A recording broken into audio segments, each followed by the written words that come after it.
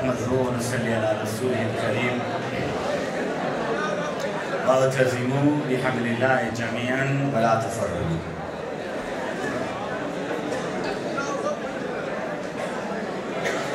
இந்த இளைஞர் காங்கிரஸ் மாநாட்டை தலைமை தாங்கி நடத்தி கொண்டிருக்கிற தேசிய இளைஞர் காங்கிரஸ் அமைப்பாளரும் சட்டத்தரணியும் கிழக்கு மாகாண சபை உறுப்பினருமான சகோதரர் ஆரிஃப் ஷம்சுதீன் அவர்களே, இங்கு மேடையில் இருக்கிற உங்களுடைய கட்சியுடைய சிரேஷ்ட பிரதி தலைவர் முஸ்லிம் முழக்கம் அப்துல் மஜீத், எங்களுடைய கல்முனை மாநகர சபை பிரதி மேயர் அவர்களே, நீர்வளங்கள் வடிகால் அமைப்பு சபையின் அம்பாறை முகாமையாளர், அக்கரைப்பற்று முகாமையாளர் சகோதரர் கரீம் அவர்களே, மறைந்த எங்களுடைய தலைவருடைய பாலிய நண்பரும் கிழக்கிழங்கை ஜமீயத்துல் உலமாவின் தலைவருமான சகோதரர் ஆதம் பாபா மதனி அவர்களே, நமது கட்சியின் பாராளுமன்ற உறுப்பினரும் ஒரு சாதாரண போராளியாக இருந்து பாராளுமன்றம் போயிருக்கிற ஒரே ஆள் நான் என்று மாறுதட்டிக் கொள்ளுகிற சகோதரர் மன்சூர் அவர்களே,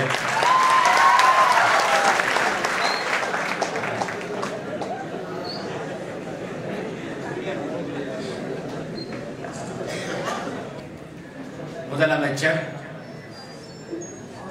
பொறியியலாளர் அல் ஹாஃபில் நசீர் அகமது அவர்களே, இந்த பிரதேசத்தின் பாராளுமன்ற உறுப்பினரும் சட்டத்தரணியும் விளையாட்டுத்துறை பிரதி அமைச்சருமான தம்பி ஹரீஸ் அவர்களே, கட்சியுடைய ஆரம்ப பொதுச் செயலாளர் சட்டத்தரணி கஃபூர் அவர்களே, அக்கரைப்பற்று மாநகர சபையின் எதிர்கட்சி தலைவர் அஷேக் ஹனிஃபா மதனி அவர்களே,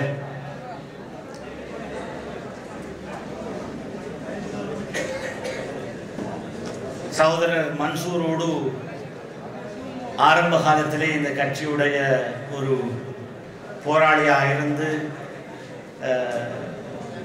தலைவரின் மெய்ப்பாதுகாவலராக ரெண்டு பேரும் பல கூட்டங்களிலே ஆரம்ப கட்டங்களிலே இருந்தவர்கள். அவர்களில் ஒருவர் இம்முறை பாராளுமன்ற தேர்தலுக்கு பிறகு மீண்டும் மாகாண சபை செல்லுகிற வாய்ப்பு பெற்றிருக்கிற நண்பரும் கவிஞருமான சகோதரர் தம்பி ஜவாத் அவர்களே,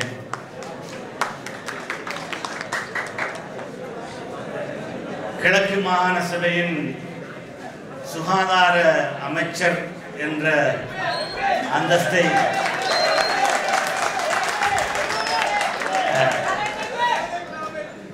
அண்மையிலே பெற்றுக்கொண்டதன் மூலம் இதைவிட ஒரு பெரிய பதவியை பெறுவதை விட்டு இதை ஏன் எடுத்தீர்கள் என்று கொஞ்சம் விமர்சனத்துக்குள்ளாகி இருக்கிற நண்பர் நசீர் அவர்கள், அவரை விழிக்கிற போது அட்டாளச்சேனை நண்பர்களுக்கு போராளிகளுக்கு ஒன்று சொல்லிக் கொள்ள வேண்டும். தலைவர் கொடுத்த வாக்குறுதி மீறப்பட மாட்டாது. நிச்சயமாக அட்டாளச்சேனைக்கான அந்த பாராளுமன்ற பதவி இவருடைய பதவி காலம் முடிந்த பிறகு கட்டாயம் வழங்கப்படும் என்பதை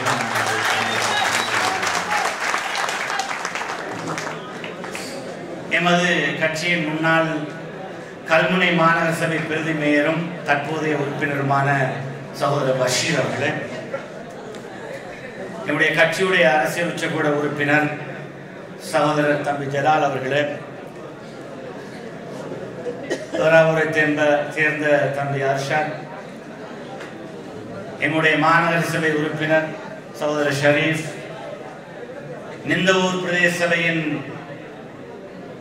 முன்னாள் தவிசாளர் சகோதரர் அஷ்ரப் தாஹிர் அவர்கள், கல்முனை மாநகர சபை உறுப்பினர் சகோதரர் உமர் அலி,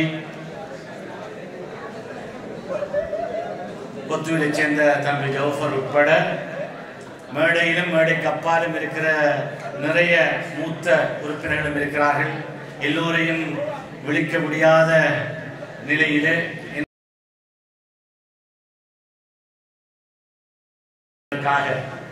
நீங்கள் எல்லோரும் என்னை பொருத்திக் கொள்ள வேண்டும் என்று பணிவாக வேண்டியவராக இங்கு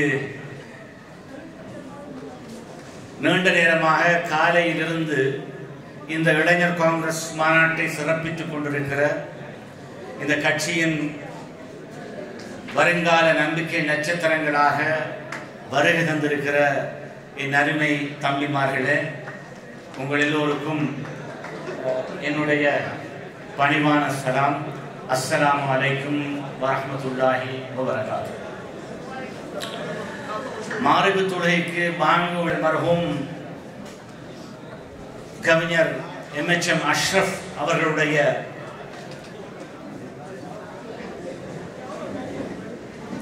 ஒரு ஞாபகார்த்த நிகழ்வாகவும் இந்த நிகழ்வு அமைகிறது என்ற அடிப்படையிலே அஷ்ரஃப் என்கிற தனிப்பெரும் ஆளுமை குறித்து இன்று பலரும் பலவாறாக கருத்தாடல்கள் செய்தோம்.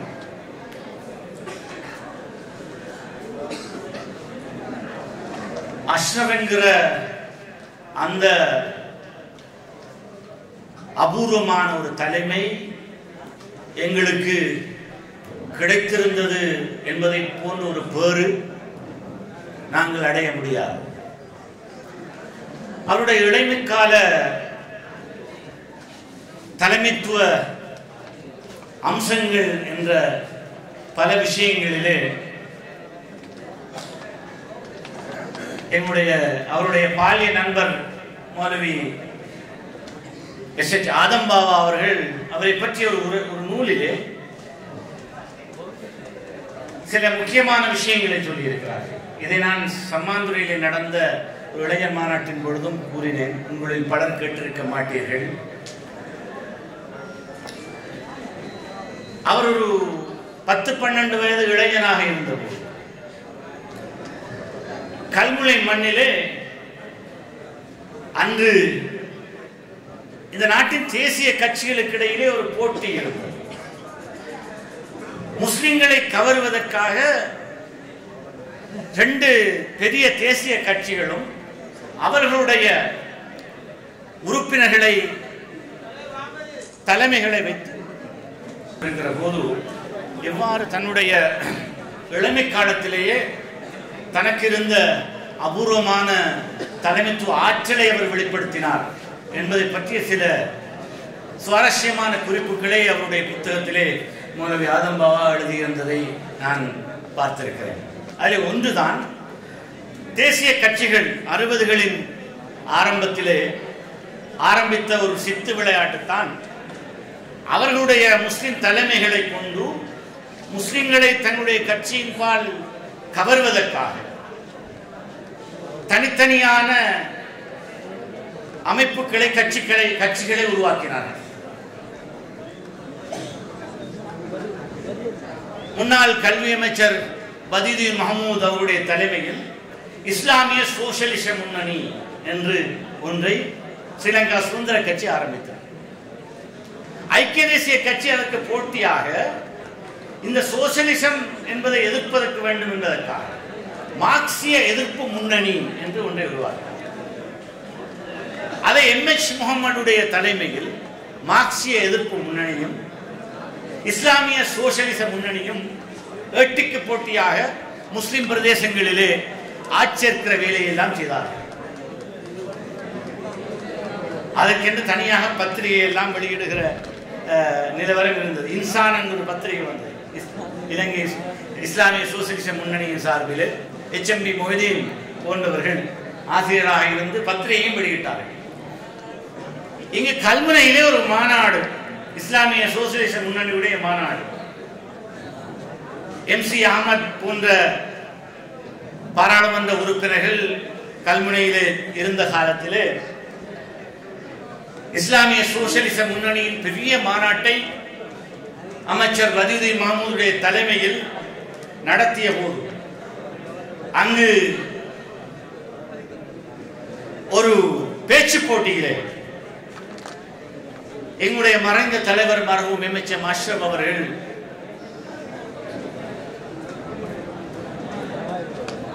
இஸ்லாத்தில் சோசியலிசமும் இல்லை, முதலாளித்துவமும் இல்லை,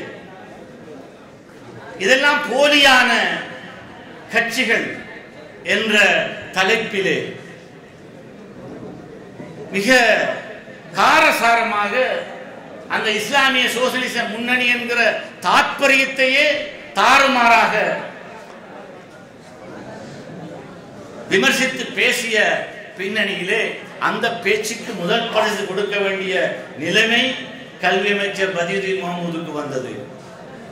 அவருடைய முன்னிலையில் எங்களுடைய மறைந்த தலைவர் அவருடைய பேச்சுக்காக எந்த தலைமை எந்த விதமான கொள்கை கோட்பாட்டை முஸ்லிம்களுக்கு மத்தியில் திணிக்க முனைந்ததோ அதே கொள்கை கோட்பாட்டை விமர்சித்து பரிசு வாங்கிய ஒரு பெருமைக்குரியவராகத்தான் எங்களுடைய தலைவருடைய ஆரம்பகால தலைமைத்துவ ஆற்றல் இருந்தது என்பதை மௌலவி ஆதம்பா அவர்கள் குறிப்பிட்டிருந்தார்கள். என்று சகோதரர் ஆரிஸ் சம்சுதீனை பார்க்கிற போது அவருடைய தந்தையார் என்னுடைய ஞாபகத்துக்கு வருகிறார். அவருடைய தந்தையார் சட்டத்தரணி சம்சுதீன் அவர்கள் 1977ஆம் ஆண்டு நாங்கள் ஸ்ரீலங்கா முஸ்லிம் காங்கிரஸ் உடைய தலைவர் எங்களுடைய மறைந்த தலைவர் மர்ஹூம் எம்.எச்.எம். அஷ்ரப் உட்பட சட்டத்தரணி சம்சுதீன் அவர்களைத்தான்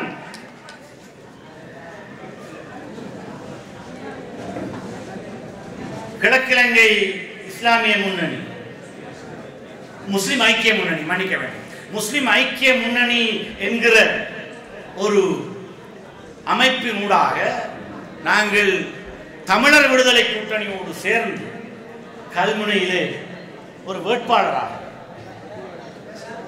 சட்டத்தரணி சம்சுதீன் அவர்கள் தான் போட்டியிட்டார்கள். போட்டியிட்ட பொழுது அவருக்கு சார்பாக அந்த நேரம் சம்சுதீன் லாயர் என்றால் கல்முனை கோர்ட்டிலே நிறைய வழக்குகள் இருக்கும்.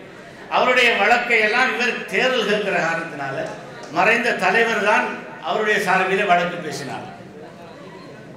காலையிலே வழக்கு பேசுவது, மாலையிலே தேர்தல் கூட்டங்களிலே சம்சுதீனை ஆதரித்து பேசுவது, இதுதான் மறைந்த தலைவருடைய அரசியல் பிரச்சாரத்தின் ஆரம்ப கட்டமாக இருந்தது.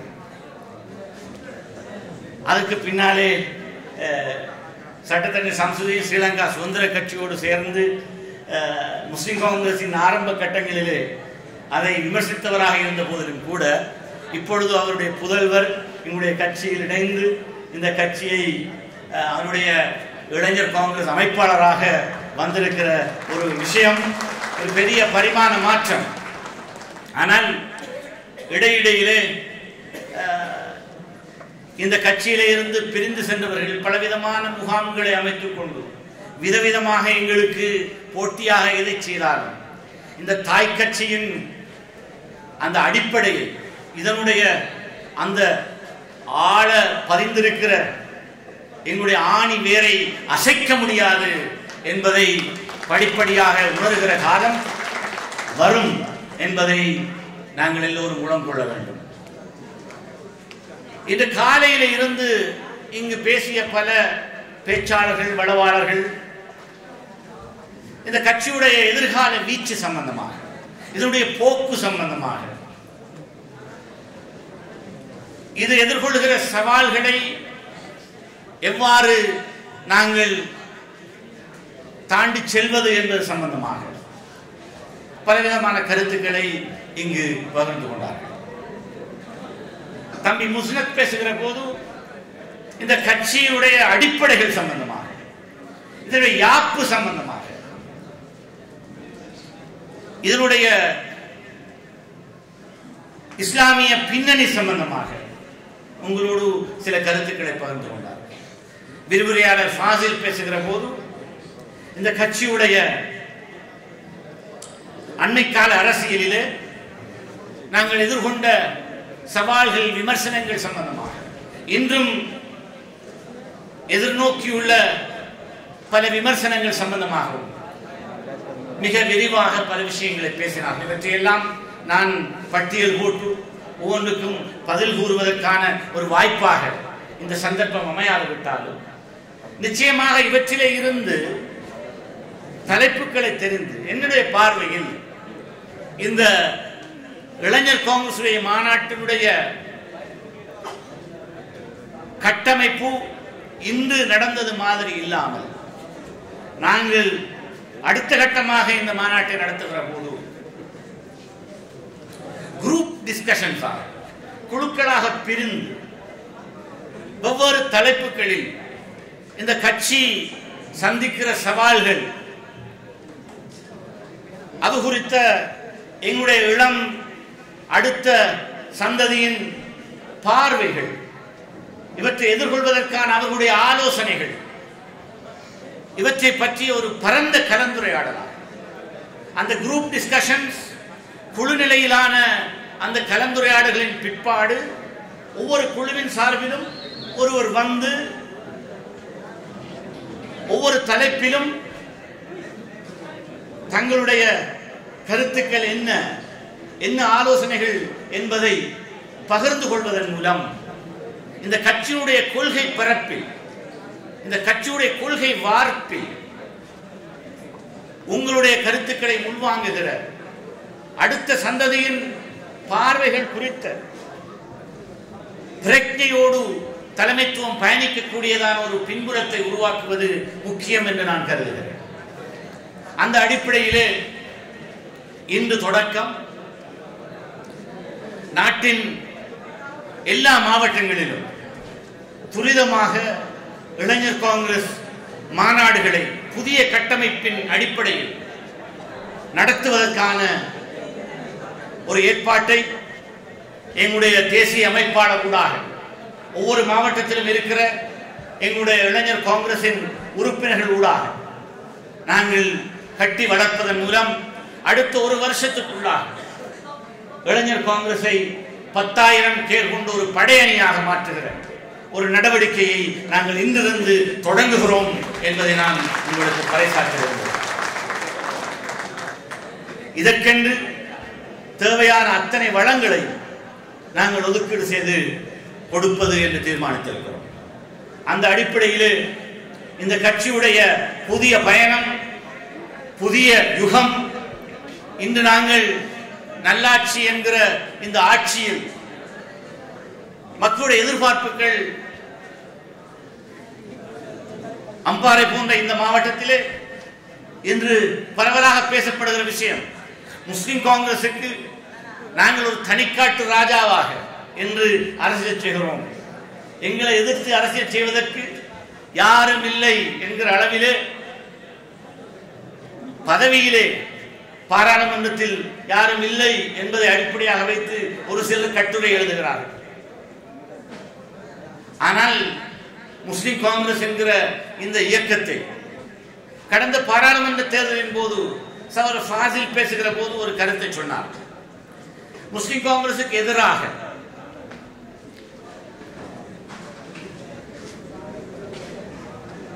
இங்கு தனியே ஒரு சின்னத்திலே வந்து போட்டியிட்டதன் மூலம் அவர் எடுத்த வாக்குகள் என்பது இந்த கட்சிக்கு ஒரு பெரிய சவாலாக இந்த விமர்சனமாக பார்க்கப்படுகிறது. அதிலே ஓரளவு உண்மை இருக்கலாம். ஆனால் தெளிவாக நாங்கள் அடையாளம் காண வேண்டிய விஷயம், இது ஒரு கட்சியின் கொள்கைக்கு கோட்பாட்டுக்கு கிடைத்த வாக்குகள் அல்ல. தனி மனிதர்கள் சில்லறைகளாக அங்கீகமாக பொறுக்கி எடுத்த தனிநபர்களுடைய வாக்கு வங்கிகளை சேர்த்த ஒரு சேர்க்கை தான். அதுவே ஒழிய ஒரு தனி கட்சியின் அபிமானத்துக்கு கிடைத்த ஒரு வாக்காக ஒரு சிலர் காட்ட நினைக்கிறார்கள். இவற்றை பற்றி நாங்கள் பெரிதாக இங்கு பிரஸ்தாவித்து பேச வேண்டும் என்பது அல்ல. ஆனாலும் இவ்வாறான சவால்கள் உருவெடுக்கக்கூடும், இவற்றை நாங்கள் எதிர்கொள்ள வேண்டும் என்கிறது ஒரு புறம் இருக்க, இந்த கட்சியுடைய அடிப்படையை, கொள்கையை மீள திரும்பி பார்க்க, இதனுடைய அர்த்தபுஷ்டியான அடித்தளத்தை பற்றி இன்று எங்களுடைய தம்பி முஸ்னத் சொன்ன விஷயங்கள் கூட அதை பற்றி பிரக்ஞை இல்லாமல் தலைமைத்துவ மட்டத்திலே நாங்கள் இதை இருக்கிறோம். இஸ்லாமிய விழுமியங்கள் என்ன என்பதை பற்றிய ஒரு பிரக்ஞையோடு இந்த கட்சி பயணிக்கவில்லை என்கிற விமர்சனம் இருந்து கொண்டிருக்கிறது. இஸ்லாமிய பார்வையிலான அரசியல் தீர்வுகள் குறித்த அணுகல் இந்த கட்சியிலே போதிய அளவு இல்லை என்கிற ஒரு விஷயம் இருந்து கொண்டிருக்கிறது. இவற்றை எல்லாம் நாங்கள் இன்று இங்கு எங்களுக்கு மத்தியில் பேசிய இன்னும் ஒரு வளவலராக வந்த எங்களுடைய நிந்தவூரை சேர்ந்த ஆலிம் ரியால் மௌலவி அவர்கள் மிக தெளிவான சில விழுமிய தேவைப்பாடுகளை பற்றி மிக அழுத்த திருத்தமாக இங்கு பேசிய போது கோடிட்டு காட்டினார். இவற்றையெல்லாம் உள்வாங்கிய ஒரு இயக்கமாக, ஒரு புடம் போட்டப்பட்ட புதிய உற்சாகத்தோடு பயணிக்கிற ஒரு பேரியக்கமாக இந்த இயக்கம் மாற்றி அமைக்கப்பட வேண்டும். இதற்கு இருக்கிற மனித வளம் வேறு எந்த அரசியல் இயக்கத்துக்கும் முஸ்லிம்கள் மத்தியில் இல்லை என்கிற அளவிற்கு நாடு தழுவிய ஒரு அரசியல் இயக்கமாக இருக்கிற நாங்கள் யானை தன் பலத்தை உணராததை போல முஸ்லிம் காங்கிரசும் தன்னுடைய பலம் என்ன என்பதை பற்றிய ஒரு சந்தேகத்தோடு இருக்கிற ஒரு நிலையில் இந்த கட்சியை புதிய பாதையிலே புனரமைப்பதற்கான ஒரு போராட்ட யுகமாக இந்த யுகம் மாற்றி அமைக்கப்பட வேண்டும். அதற்கான தயார்படுத்தலை அடுத்த கால சந்ததியினர் ஆரம்பிக்க வேண்டும். அவர்கள்தான், அவர்களுடைய கைகளிலே தான் இந்த கட்சியுடைய சுக்கானம், அதனுடைய மாலுமிகளாக நீங்கள் மாற வேண்டும் என்பதற்காக உங்களை பயிற்றுவிக்கிற பயிற்சி பட்டறைகளாக, தர்பியத் வகுப்புகளாக இந்த இளைஞர் காங்கிரஸ் உடைய அடுத்த கட்ட நடவடிக்கைகளை வடிவமைக்கிற மிகப்பெரிய தார்மீக பொறுப்பு சகோதரர் ஆரிஸ் சம்சுதீன் அவருடைய தோள்களிலே நாங்கள் சுமத்தி இருக்கிறோம். அதை அவர் இன்று முதல் முறையாக ஆரம்பித்த இந்த விஷயம் வெறும் மேடை பேச்சுகளாக மாத்திரம் நடந்தாலும், ஒரு மாற்றத்துக்காக ஒரு கவியரங்கம், ஒரு சில பாட்டுகள் என்று நிகழ்ச்சிகளை நாங்கள் நடத்தினாலும், உங்களுடைய திறமைகளை வெளிக்கொணரக்கூடிய பயிற்சி பட்டறைகளாக சிறு சிறு நாடகங்கள், உங்களுக்கு மத்தியில் இலக்கிய நிகழ்வுகள், கவியரங்குகள், இவற்றையெல்லாம் இவற்றினுடைய கலப்பாக இந்த முஸ்லிம் காங்கிரஸ் உடைய இளைஞர் காங்கிரஸ் முகாம்கள் அமைய வேண்டும். அதன் மூலம் அதிலே அரசியல் என்பது ஒரு அம்சமாக ஆராயப்படுவதும், அதனூடாக இந்த கட்சி புடம்போடப்பட்டு இதனுடைய ஆளணி ஒரு பலமான ஆளணியாக மாற்றப்படுகிறது ஒரு சூழலை நாங்கள் உருவாக்க வேண்டும். இன்று பாராளுமன்றத்தில் கூட நாங்கள்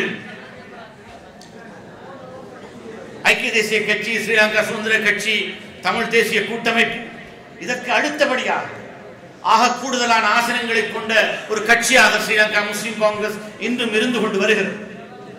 ஆனால் இது இன்னும் தேய்ந்து போய்விடுமோ என்கிற அச்சம் இந்த கட்சியுடைய அபிமானிகள் மத்தியிலே வந்திருக்கிற சூழலில்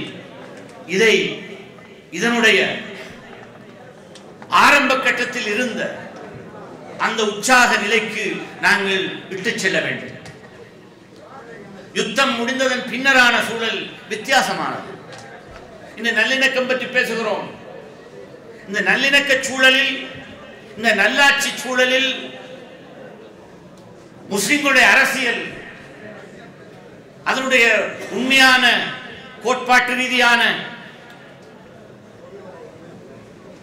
முன்னேற்றம் என்பது வித்தியாசமாக வடிவெடுக்கப்பட வேண்டிய அவசியம் இருக்கிறது. அபிவிருத்தி யுகத்தை எவ்வாறு நாங்கள் எங்களுடைய பிரதேசங்களின் தேவைகளுக்காக வடிவமைத்துக் கொள்வது, இதிலே இளைஞர்களுடைய அபிப்பிராயங்களை உள்வாங்குவது, அதே போல இளைஞர்கள் மத்தியிலே இருந்து இனிமேல் நாங்கள் உலமாக்கள் மன்னித்துக் கொள்ள வேண்டும், பெண்களை இந்த கட்சியிலே நாங்கள் உள்வாங்கி அவர்களையும் அரசியலிலே கொண்டு சென்றே ஆக வேண்டிய ஒரு நிர்பந்தத்துக்கு ஆளாக இருக்கிறோம்.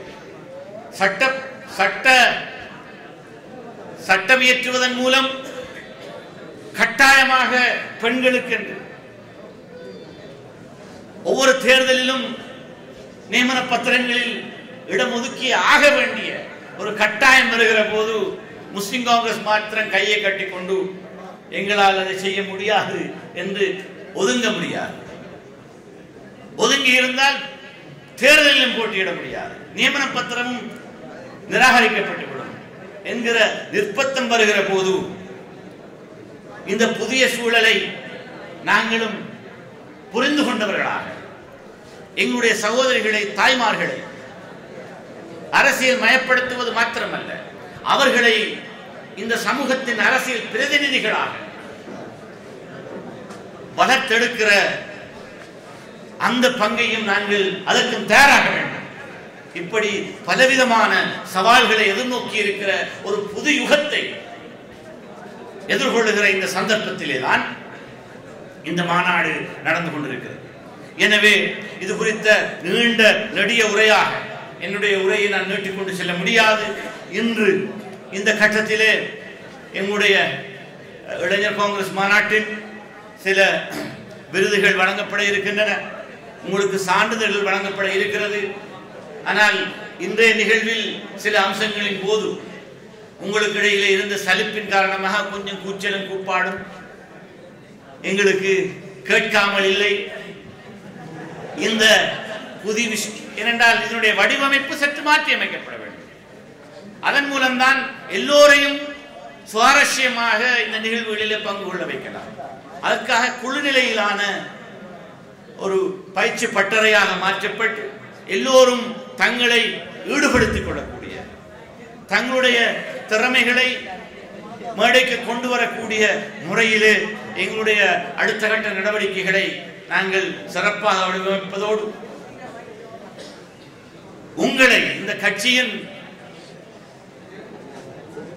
அடிமட்ட தொண்டர்களாக மாத்திரமல்ல, வருங்கால தலைவர்களாக மாற்றி எடுக்கிற, உங்களை இந்த கட்சியோடு பயணிக்க செய்கிற, உங்களுக்கென்று உள்நாட்டிலும் வெளிநாட்டிலும் பயிற்சிகளை பெற்று தருகிற ஒரு பாரிய இயக்கமாக இந்த இயக்கத்தை வடிவமைப்பதற்கு நாங்கள் தயாராகி கொண்டிருக்கிறோம்.